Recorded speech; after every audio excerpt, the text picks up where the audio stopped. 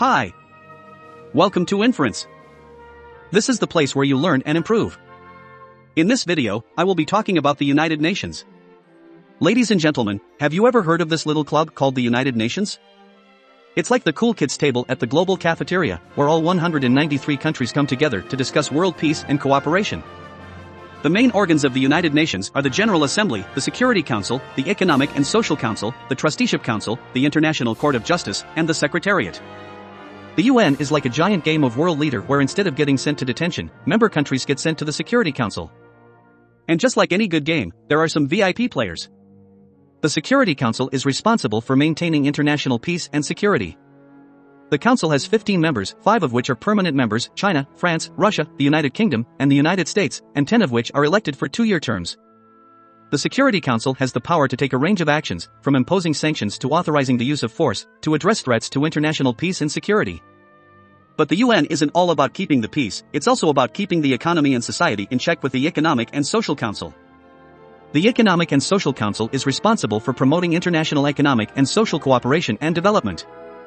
It has 54 member states that are elected for 3-year terms and works to promote sustainable development, combat poverty, and address issues related to health, education, and gender equality. Think of it as the school guidance counselor for countries, helping them navigate the ups and downs of international relationships and development.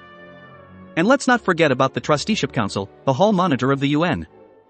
The Trusteeship Council was established to oversee the administration of trust territories and ensure that their inhabitants were properly protected.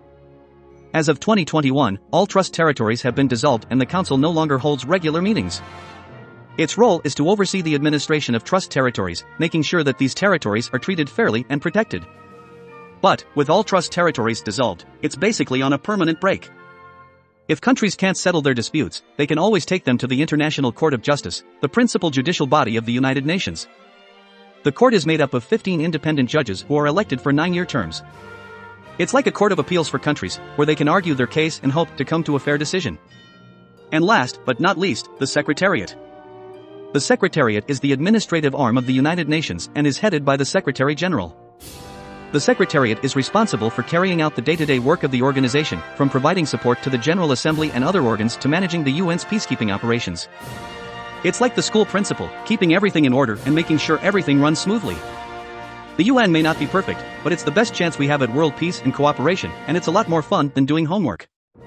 In addition to the main organs of the UN, several specialized agencies work to address specific issues.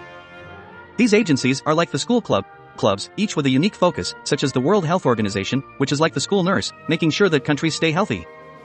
Or the United Nations Children's Fund, also known as UNICEF, is like the school student council, working to improve the lives of children around the world. But let's not forget, the UN is not just about the big players. Every member country has a seat and a voice in the General Assembly. It's like the school student council meeting, where everyone has a say in making decisions that affect the global community. The UN has played a vital role in maintaining peace and security, promoting economic and social development, and protecting human rights around the world. But like any organization, it's not without its challenges and criticisms. Some argue that the Security Council's veto power held by the 5 permanent members allows them to block action on important issues, like being able to veto a plan to have pizza for lunch. And the UN's effectiveness in solving conflicts and addressing global issues is a topic of ongoing debate, like whether to have a bake sale or a car wash to raise money for charity.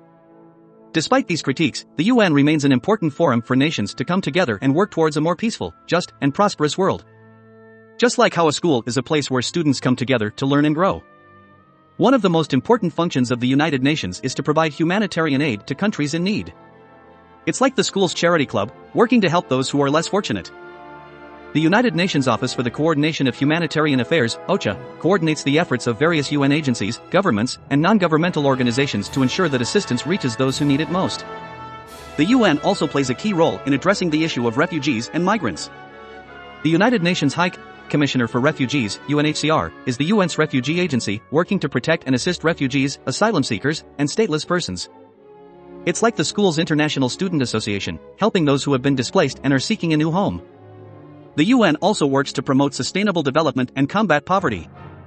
The United Nations Development Programme, UNDP, is the UN's development agency, working to reduce poverty and promote sustainable development. It's like the school's environmental club, working to make the world a better place for future generations. Another important function of the UN is to promote gender equality and women's rights. The United Nations Entity for Gender Equality and the Empowerment of Women, UN Women, works to empower women and girls and promote gender equality.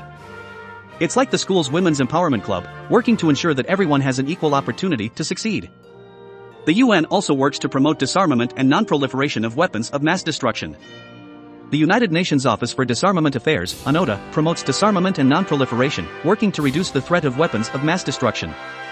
It's like the school's Peace Club, working to promote peace and security around the world. One of the most important functions of the United Nations is to provide humanitarian aid to countries in need. It's like the school's charity club, working to help those who are less fortunate.